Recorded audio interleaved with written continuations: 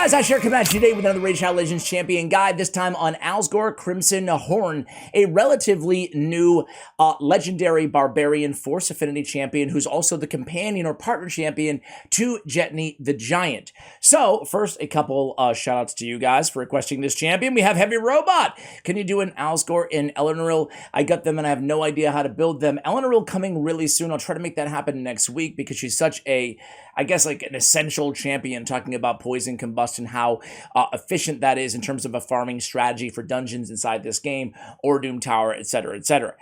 We have X4 Gamer, GL, next ALSGOR, for real, says Robert Campos. I want to see him in an unkillable clan boss team. Well, you will not see him in an unkillable clan boss team in this video, but I do have the link in this video description of deadwoodjedi.com, who has all the speed tunes of every comp that you guys could want using this champion for Demon Lord. Talking about unkillable, he has a block damage on a for 2 turns on a 4-turn cooldown, the same as Roshkar the Tower, the same as Helikath. Thereby, you can use any of the Roshkar the Tower teams with ALSGOR Crimson Helm in place of Roshguard. So again, Fast Tower, Skull Crusher, you guys can see he has the same ability as Roshguard, again, on that A3.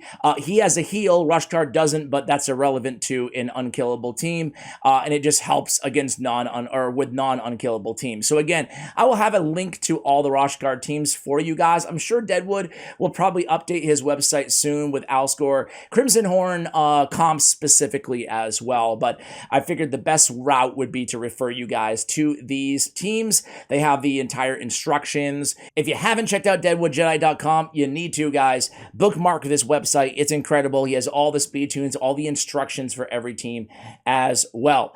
All right, so back to the, we did the shout outs.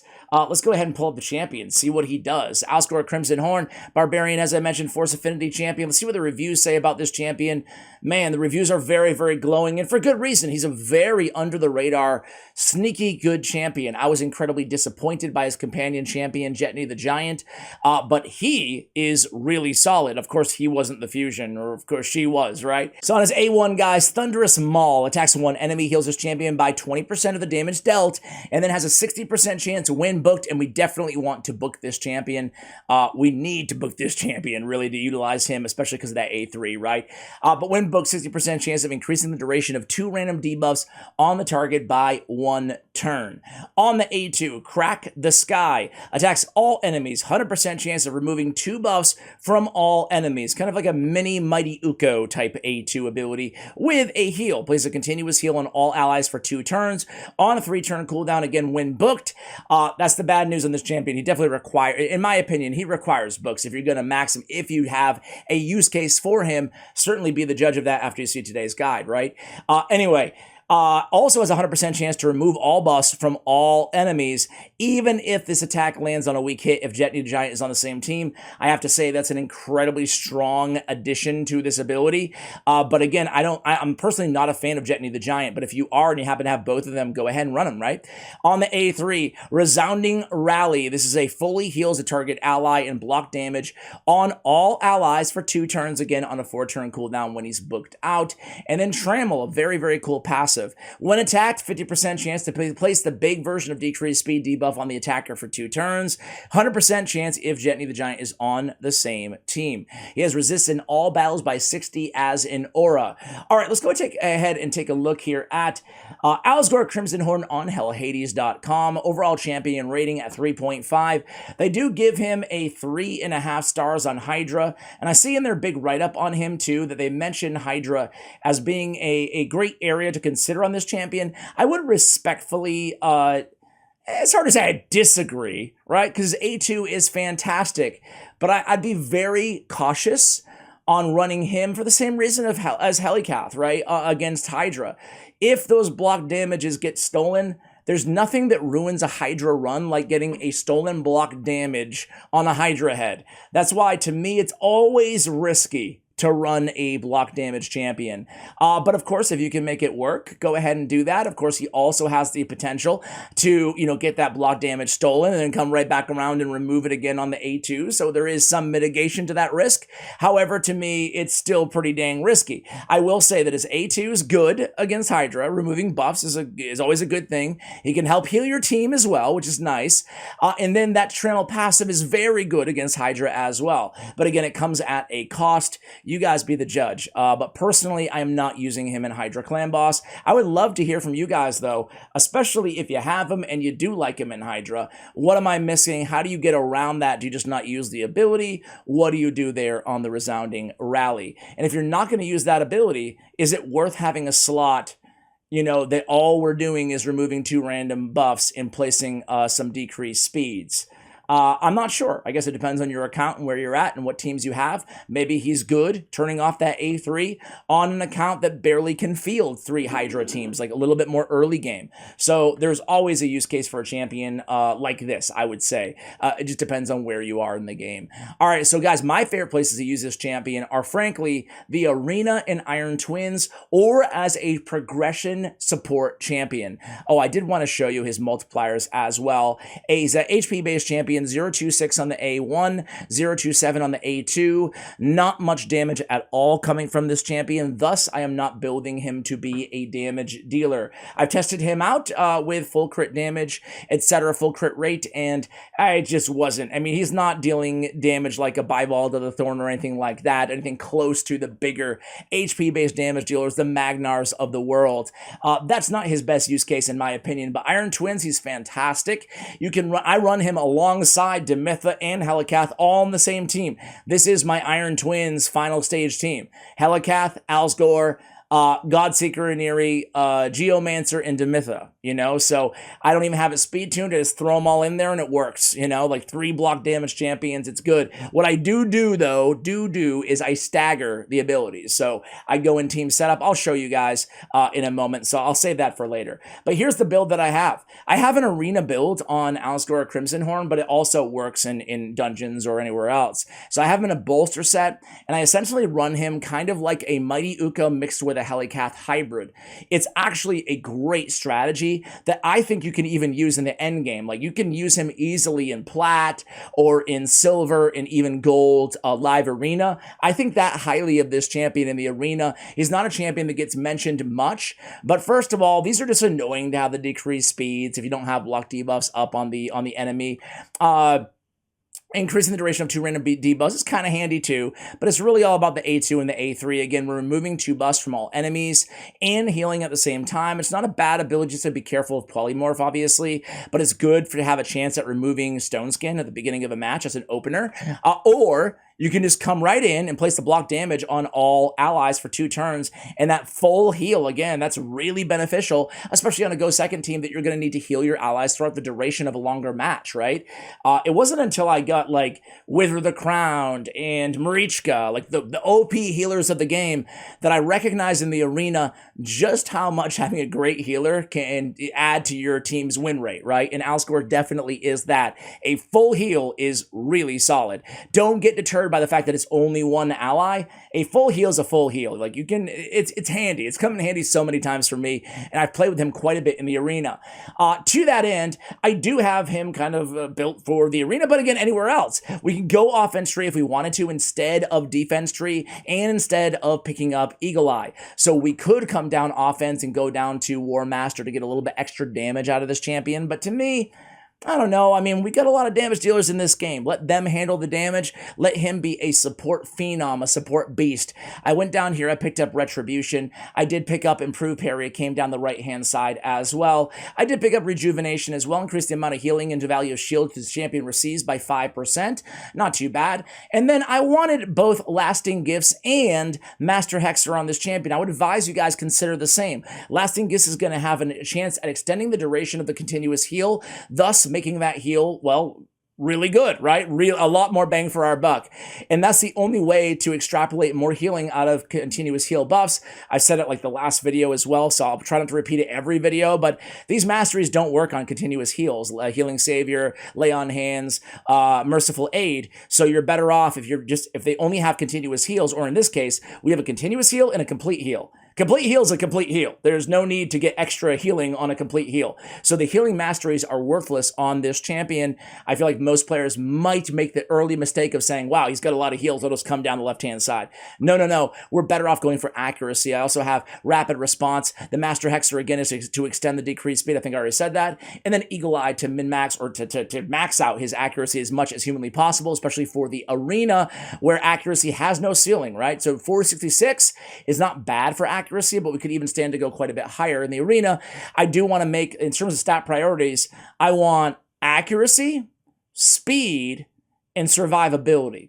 Now, you could try to get kind of cute on this champion too and build him with high resist as like a little bit of a more unorthodox build on this champion. We could sacrifice a lot of HP if we wanted to and build him as like a super high resist champion to make sure we keep churning out those block damages on our allies, so that way he can't get CC'd or anything like that. So that's another option for you guys. I do love him in the bolster set, hence more reason to build a lot of HP on this champion, right? So bolster and perception to get his accuracy up as well. It's not the easiest build, but I think you guys will enjoy it if you decide to invest in this champion. Speed on the boots, we have HP percentage on the chest, a double HP percentage, really nice 80% on that chest piece. We have a flat stat on this champion here, guys. Bolster, flat stat HP on the gauntlets. I will keep if the substats make sense. In this case, I got a double speed and a double accuracy. I say this as, I don't know, a learning moment maybe for some players out there. I'd rather have flat stat HP, even though it's not nearly as valuable as HP percentage, than crit rate or crit damage on a champion who's not doing any damage anyway, right? So at least this will help out a little bit in terms of his overall damage because he's an HP-based champion, and of course, more importantly, the bolster set, how much shield he's getting, thus how much heal he's getting as well, because the heal is obviously predicated on his max HP as well, right? So that's the gear that I have on this champion. I do have accuracy on the banner. I have HP and HP on the ring and the amulet as well. Let's go ahead and try. Before we go to Iron Twins, let me go ahead and run him in the arena. Let me make a team first. I don't think I have a team ready to go. Actually, I can just make it with you guys. Who cares, right? So let's go against this first squad that we see here. This was the last video. We just did a video on Faceless, recording them back-to-back here.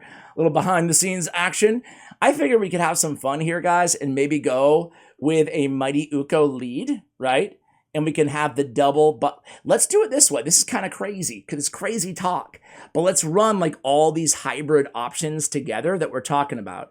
So let's go with Helikath, ALSGOR, and Mighty Uko. So we've got like a lot of everything going on here. How do we even round out this team? We already have the bolster set. We don't even need anything else is the crazy thing about this team. We have a reviver. Let's just use a 3-man team. Why not, right? Why not? All right, here we go. Let's see what we can do here. It's great. You know what we're missing? I'll tell you what we're missing is an increased defense champion to power up Helikath's shield a little bit, but I don't think we frankly even need it. So we can go with the block damage right now, but we're going to be using the block damage of Helikath first so we can get his counterattacks in. So let's go and remove all those buffs, and now we can place block buffs on everybody with Mighty Uko. So that's nice. Nothing's going to happen there. And now we can go ahead and get our block damage up, and they can't do anything. All those buffs aren't working. Nothing's happening. And we can save the block damage here on ALSGOR, right?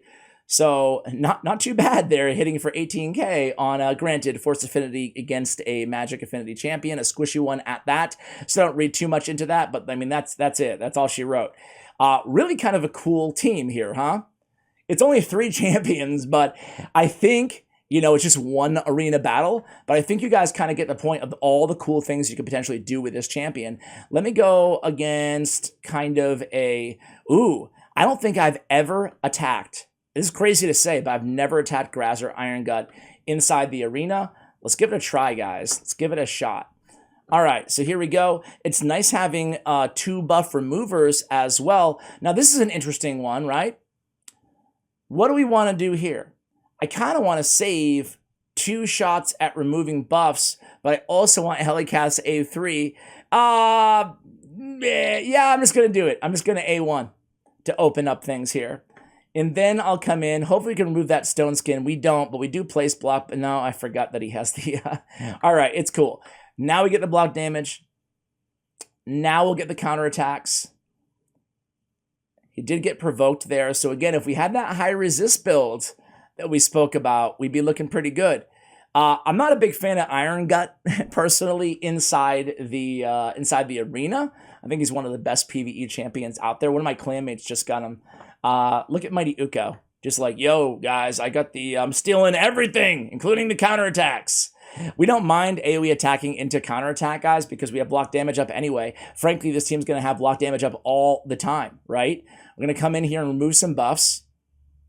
And again, this is like, the crazy thing is here is other than a buff remover, a buff stripper, if you will, like what answer do they possibly have to never-ending block damage? Because now it ran off with one champion, we can have it on another champion. And wait, did Helicath just counter? Wait, why is he counterattacking Helicath on block damages that he did not place? Whenever a block damage buff placed on an ally by this champion is removed, stolen, or expires. Oh, but on the counterattack, whenever an ally is... Oh, so it doesn't even matter if it's his buff? Oh my god, dude. That's so disgusting. He still counterattacks. I didn't realize. I thought that on Helicath, I thought it was only when it was his buff, right? That it was his buff. Look at all my sheep collection here, guys. I'm just herding sheep over here. I thought it was when Helicath's counterattack or block damage or whatever. That's really interesting. So I guess it's just going to be happening all the time, provided we don't have sheep the entire battle. And I didn't notice ahead of time. I should have looked here if I was paying attention a little bit better. I didn't notice that I was going against so many of... I'll save that. So many polymorphs, excuse me, on a team like this. It wouldn't be ideal having two buff removers like this. Let's get a nice shield. Oh, we have the block buffs. It's okay. Don't ruin my reviver. Oh, man. Hey, Iron Gut, score 1 for Iron Gut, guys. You know what we should do, though? We should go get revenge before we jump into Iron Twins, but we should run a full team now. What do you say? So now let's just put like some a defense-based nuker or somebody, or an increased defense champion. You know what? Let's go Mithrala. That way we have, well, Mithrala against all this polymorph isn't ideal either. But let's just run it. See if we can get revenge. Who cares, right? Who cares? We're all having fun here. All right, no sheep, no sheep. Okay, no sheep it is. Well, now we can block damage right away. And Helicath's already going to get to his thing. We're ignoring shield with Helicath's A1. We get the awesome polymorph anyway. Poor ALSGOR, man. He's the star of the show, and he's a sheep. At least Mighty Uko was able to elude it. Let's go ahead and re-shield up here for a moment. We're going to keep counterattacking. Let's go in here with a little bit of a nukage on the A2. Sounds good to me. Okay, let's go... They do have 2 revivers. One of them is in stone skin, so it's kind of like just a waiting game here at this point. It doesn't really matter exactly who we attack. Although we do get rid of Iron Gut. Not super impressed with Mr. Iron Gut here in the arena, as I forecasted. Not to say he's an awful champion for the arena. Like, his kit is so good that you can make the case that he's okay. But I wouldn't say he's like endgame arena caliber personally. He's a max HP champion. The same reason you don't see a Crisia or, you know, a ton of Royal Guards, etc. in the arena, other than just, you know, mid game or people starting out and stuff like that. Anyway, let's see what we can do here. We got a petrification, but it is cleansed off. That's a bummer. Let's come right back in there. Hex resisted. I think they were resisting the polymorph on Mithrala, which is good. All right. I feel like this is getting a little bit boring going against this team here. What do you guys... Okay. Forget it. We're good now. We're good. I was going to cut and come back, but you guys saw the important stuff. Killing people with Helicath, basically. All right, let's finish off Pythion, and then that's all she wrote. So we got our revenge, guys. Let me go ahead and show you the setup that I'm using for my Iron Twins team using ALSGOR. I have to say, guys, hopefully you've gotten excited about this champion, especially if you just pulled him and you're watching this video, which I think for the most part is what people do on this channel. I have no idea. But either way, let me go ahead and show you the Iron Twins squad that we've been using. Okay. The most important thing on this team is not speed. Sand Devil, what am I doing, man? I'm so used to not farming Iron Twins that I just intuitively do not go there. Anyway, stage 15 Iron Twins. This is the squad, guys. It's pretty damn basic, man. Speeds aren't incredibly important. What is important is that we stagger our block damage. So let's go ahead and open with her A1. Let's make Light of the Deep her first choice.